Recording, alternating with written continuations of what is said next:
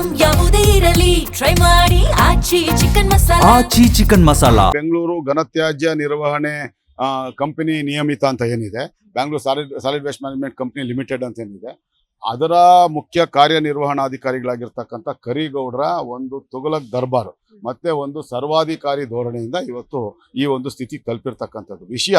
ಇವತ್ತು ನಡೀತಾ ಇರ್ತಕ್ಕಂಥ ಏನು ಇದು ಕಸ ವಿಲೇವಾರಿ ಕಾರ್ಯ ಮಾಡದೇ ಇರುವಂಥದ್ದಕ್ಕೂ ಆ ಗುತ್ತಿಗೆದಾರಗೂ ಸಂಬಂಧ ಇಲ್ಲ. ನಾನು ಯಾವತ್ತು ಆ ಗುತ್ತಿಗೆದಾರ ವಿರುದ್ಧವಾಗಿರ್ತೀನಿ, ಆದರೆ ಸಂಬಂಧ ಇಲ್ಲ. ಇವಾಗ ನಡೀತಾ ಇರ್ತಕ್ಕಂಥದ್ದು ಆ ಕಾರ್ಮಿಕರು ಏನಿದ್ದಾರೆ, ಕಸ ಸಂಗ್ರಹಣೆ ಕಾರ್ಯ ಮಾಡುವಂಥ ಕಾರ್ಮಿಕರಿಂದ ಕಾನೂನು ವಿರುದ್ಧವಾಗಿ, ಸುಪ್ರೀಂ ಕೋರ್ಟ್ ಆದೇಶದ ವಿರುದ್ಧವಾಗಿ, ರಾಷ್ಟ್ರೀಯ ಮಾನವ ಹಕ್ಕುಗಳ ಆಯೋಗದ ಆದೇಶದ ವಿರುದ್ಧವಾಗಿ ನಡೆಸ್ಕೊಳ್ತಾ ಇರ್ತಕ್ಕಂಥದ್ದು. ಗಾಜಿನ ಚೂರುಗಳಿರ್ತದೆ, ಅಲ್ಲಿ ಬೇರೆ ಬೇರೆ ಗಲೀಜು ಇರ್ತದೆ.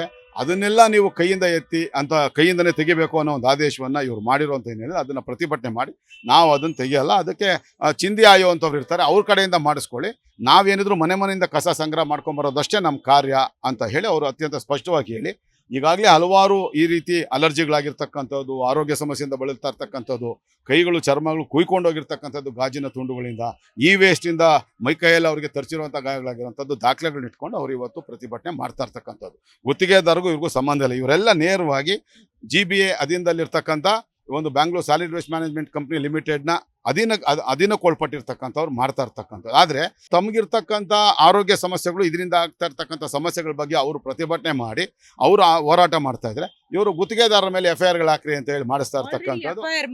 ಅದು ಬೇರೆ ಬೇರೆ ಕಾರಣಕ್ಕೆ ಈಗ ಇರ್ತಕ್ಕಂಥ 33 ಪ್ಯಾಕೇಜ್ಗಳಲ್ಲಿ ಕರಿಗೌಡರು ಅವರು ನಿರೀಕ್ಷೆ ಮಾಡಿದಂಥ ಲಾಭ ಅವರಿಗೆ ಕಾನೂನು ಬಾಹಿರ ಲಾಭ ಆಗಲಿಲ್ಲ ಅನ್ನೋ ಒಂದೇ ಒಂದು ಕಾರಣ ಇಟ್ಕೊಂಡು ಇವತ್ತು ಗುತ್ತಿಗೆದಾರರನ್ನ ಅವ್ರ ಮೇಲೆ FIRಗಳು ಹಾಕ್ಸ್ತಾ ಇರ್ತಕ್ಕಂಥದ್ದು. ಅವರು ಸಮಸ್ಯೆ ಪರಿಹಾರ ಮಾಡಬೇಕು ಅಂದರೆ ಈ ಒಂದು ಯಾರು ಮನೆಗಳಿಂದ ಆಟೋ ರಿಕ್ಷಾಗಳಲ್ಲಿ ಕಸ ಸಂಗ್ರಹ ಮಾಡ್ತಾರೆ ಅವರನ್ನು ಕರೆಸಿ ಅವ್ರಿಗೆ ನಿಮ್ಗಿರ್ತಕ್ಕಂಥ ಸಮಸ್ಯೆಗಳನ್ನ ಪರಿಹಾರ ಮಾಡ್ತೀವಿ, ನೀವು ಮನೆ ಮುಂಚೆ ಯಾಕೆ ಮಾಡ್ತಾಯಿದ್ರು ಅದೇ ರೀತಿ ಮನೆಯಿಂದ ಕಸ ಸಂಗ್ರಹ ಕಾರ್ಯ ಮಾತ್ರ ಮಾಡಿ, ಮಿಕ್ಕಿದ್ದು ಬ್ಲ್ಯಾಕ್ ಸ್ಪಾಟ್ಗಳಲ್ಲಿ ನಾವು ಈ ಚಿಂದಿ ಆಯೋರ ಮೂಲಕ ರಾಕ್ ಪಿಕರ್ಸ್ ಅಂತ ಇರ್ತಾರೆ ಅವರ ಮೂಲಕ ನಾವು ಮಾಡಿಸ್ಕೊಳ್ತೀವಿ ಅನ್ನೋ ಒಂದು ಕೆಲಸವನ್ನು ಅವ್ರು ಹೇಳಿದ್ರೆ ಅದು ಸರಿ ಹೋಗುತ್ತೆ. ಆದರೆ ಅವ್ರು ಅದು ಮಾಡಿದಿರ ಇದನ್ನು ನೀವೇ ಮಾಡಿ ಅಂತ ಹೇಳ್ತಾ ಇರೋದ್ರಿಂದ ಅದು ನ್ಯಾಷನಲ್ ಹ್ಯೂಮನ್ ರೈಟ್ಸ್ ಕಮಿಷನ್ನ ಆದೇಶ ಮತ್ತು ಸರ್ವೋಚ್ಚ ನ್ಯಾಯಾಲಯದ ಆದೇಶಕ್ಕೆ ವಿರುದ್ಧವಾಗಿ ಅವ್ರು ಮಾಡ್ತಾ ಇರೋದ್ರಿಂದ ಅವ್ರು ಅದನ್ನ ಇವತ್ತು ಪ್ರತಿಭಟನೆ ಮಾಡ್ತಾ ಇರ್ತಾರೆ. ನೋಡ್ತಾ ಇರ್ಬೋದು, ಕಸ ಎತ್ತೋರಿಗೆ ಪಾಪ ಗ್ಲೌಸ್ ಇಲ್ಲ, ಮಾಸ್ಕ್ ಇಲ್ಲ, ಸರಿಯಾದ ಡ್ರೆಸ್ ಇಲ್ಲ.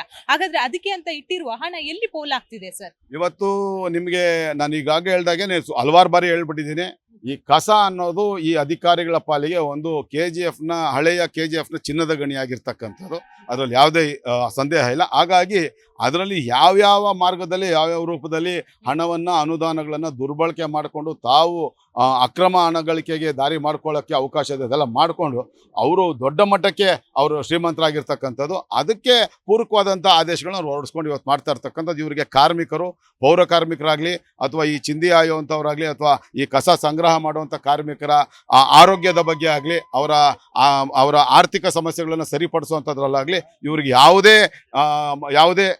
ಇವರಿಗೆ ಆಸಕ್ತಿ ಇಲ್ಲ. ಕೇವಲ ಇವರು ನಿರೀಕ್ಷೆ ಮಾಡಿದಂಥದ್ದು ಬರ್ತಾ ಇದೆಯಾ ಇಲ್ವಾ ಅನ್ನೋ ಅಷ್ಟೇ ಅವರಿಗೆ ಇರೋವಂಥದ್ದು. ಅಕ್ರಮ ಆದಾಯ ಬರ್ತಾ ಇದೆಯಾ ಇಲ್ವಾ, ಅದಕ್ಕೆ ಅಡ್ಡಿ ಏನಿದೆ ಅದನ್ನು ನಿವಾರಣೆ ಮಾಡ್ಕೊಳ್ಳುವಂಥದ್ದು, ಅವರ ಸ್ವಾರ್ಥಕ್ಕೆ ನಿವಾರಣೆ ಮಾಡ್ಕೊಳ್ಳೋಂಥ ಕೆಲಸ ಇವ್ರು ಮಾಡ್ತಾ ಇದ್ದಾರೆ. ಅವ್ರು ಮಾಡಬೇಕಾಗಿರ್ತಕ್ಕಂಥದ್ದು ಸರ್ಕಾರ ಇರ್ಬೋದು ಅಥವಾ GBA ಮುಖ್ಯ ಆಗಿರ್ಬೇಕು, ಅವ್ರು ಮಾಡಬೇಕಾಗಿರೋಂಥದ್ದು ಮೊಟ್ಟ ಮೊದಲಾಗಿ ಈ ಒಂದು ಆರೋಗ್ಯ ಸಮಸ್ಯೆ, ವಿಪರೀತವಾದಂಥ ಅಲರ್ಜಿ ಕಾಯಿಲೆಗಳಿಂದ, ತರಚು ಗಾಯಗಳಿಂದ ಗಾಯಗೊಳ್ತಾ ಇರ್ತಕ್ಕಂಥ ಪೌರ ಕಾರ್ಮಿಕರ ಸಮಸ್ಯೆಗಳನ್ನು ಮತ್ತು ಈ ಕಸ ಸಂಗ್ರಹ ಮಾಡುವಂಥ ಕಾರ್ಮಿಕರ ಆ ಸಮಸ್ಯೆಗಳನ್ನು ಅವರು ಸರಿ ಮಾಡುವಂಥ ನಿಟ್ಟಿನಲ್ಲಿ ಕೆಲಸ ಮಾಡಬೇಕೆ ಹೊರತು ಈ ರೀತಿ ಗುತ್ತಿಗೆದಾರರ ಮೇಲೆ FIRಗಳನ್ನ ಹಾಕ್ಸುವಂಥದ್ರಲ್ಲ ಅಂತ ನಾನು ಹೇಳಕ್ಕೆ ಇಷ್ಟ. ಒಂದು ದೊಡ್ಡ ಹೋರಾಟಗಾರರು, ಜನರಿಗೆ ಬಹಳಷ್ಟು ಒಂದು ಕ್ಯೂ ಮಾತು ಹೇಳ್ತೀರಾ. ಜನರಿಗೆ ಏನ್ ಕ್ಯೂ ಮಾತು ಹೇಳ್ತೀರಾ ಸರ್? ಯಾಕಂದ್ರೆ GBA ಆಗಿರ್ಬೋದು, ಯಾರೇ ಸುತ್ತೋಲೆ ಹೊಡಿಸುವಾಗ ಕಸನ ಬೇರೆ ಮಾಡ್ತಾರೆ, ಜನರ ತಪ್ಪು ಕೂಡ ಇದೆ, ಒಟ್ಟಿಗೆ ಮಿಶ್ರಣ ಮಾಡಿ ಹಾಕ್ತೀರಾ. ಸೊ ಏನ್ ಕ್ಯೂ ಮಾತು ಹೇಳ್ತೀರಾ ಸರ್? ಮೊದಲನೇದಾಗಿ ನಮ್ಮ ನಾಗರಿಕರು ಸರಿ ಹೋಗ್ಬೇಕು, ನಮ್ಮ ಸಾರ್ವಜನಿಕರು ಸರಿ ಹೋಗಬೇಕು. ಮೊದಲನೇದಾಗಿ ಏನು ರಾಜ್ಯ ಉಚ್ಚ ನ್ಯಾಯಾಲಯ ಆದೇಶ ಮಾಡಿದೆ, ಸೆಗ್ರಿಗೇಷನ್ ಅನ್ನೋದು ಕಡ್ಡಾಯ, ಅಂದರೆ ಹಸಿ ಕಸ ಮತ್ತು ಒಣ ಕಸವನ್ನು ಪ್ರತ್ಯೇಕ ಮಾಡಬೇಕಾಗಿರ್ತಕ್ಕಂಥದ್ದು ಜನರ ಕರ್ತವ್ಯ. ಅದನ್ನು ಮಾಡಿಕೊಟ್ರೆ ಈ ಸಮಸ್ಯೆ ಇರಲ್ಲ. ಹಾಗಾಗಿ 100% ಎಲ್ಲೂ ಸಾಧ್ಯ ಇಲ್ಲ, 90% ಸಾಧ್ಯ ಇದೆ. ಇಂದೋರಲ್ಲಿ 75% ಮಾಡ್ತಾ ಇದ್ದಾರೆ. ಅದೇ ಪ್ರಮಾಣದಲ್ಲಿ ನಾವು ಕೂಡ ಮಾಡಲಿಕ್ಕೆ ಅವಕಾಶ ಇದೆ.